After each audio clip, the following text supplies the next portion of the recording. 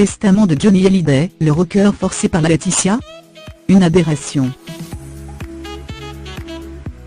Paris Match a rencontré l'avocat du couple. Maître Ardavan Amir Aslani a défendu durant 10 ans les droits de Johnny Hallyday.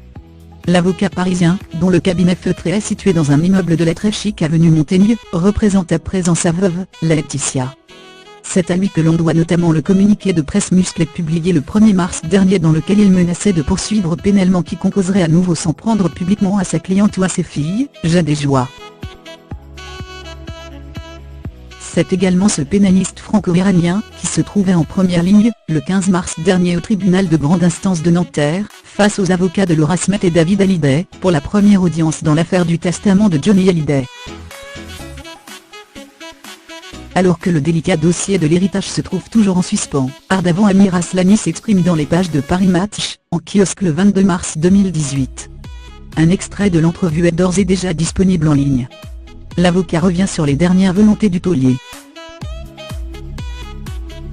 Le rocker décédé en décembre 2017 d'un cancer du poumon, qui s'est généralisé, ne prenait pas le sujet de sa mort à la légère, surtout depuis le terrible épisode de 2009 et son coma.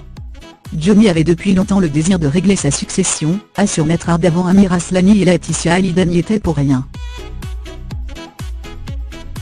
C'est d'ailleurs le plus souvent sans elle que Johnny Hallyday venait discuter de cette affaire délicate, la maman de Jade, 13 ans, et Joie, 9 ans, ne supportant pas d'envisager le futur sans l'homme de sa vie.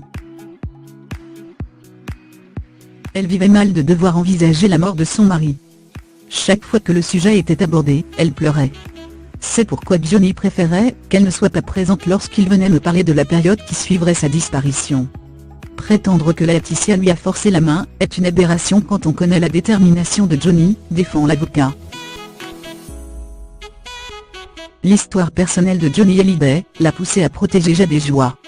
Le départ très précoce de son père, et l'abandon de sa mère, plus préoccupé par sa carrière que par son fils, ont laissé des traces douloureuses.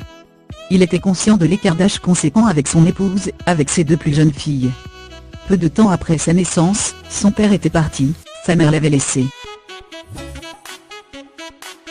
Johnny ne voulait pas que ses 2 petites filles vivent ce qu'il avait vécu, l'indigence, l'abandon. Ce souci était très présent dans son esprit. Johnny voulait faire en sorte que sa vie soit simplifiée et sa succession organisée, assure Maître Ardavan Amir Aslani.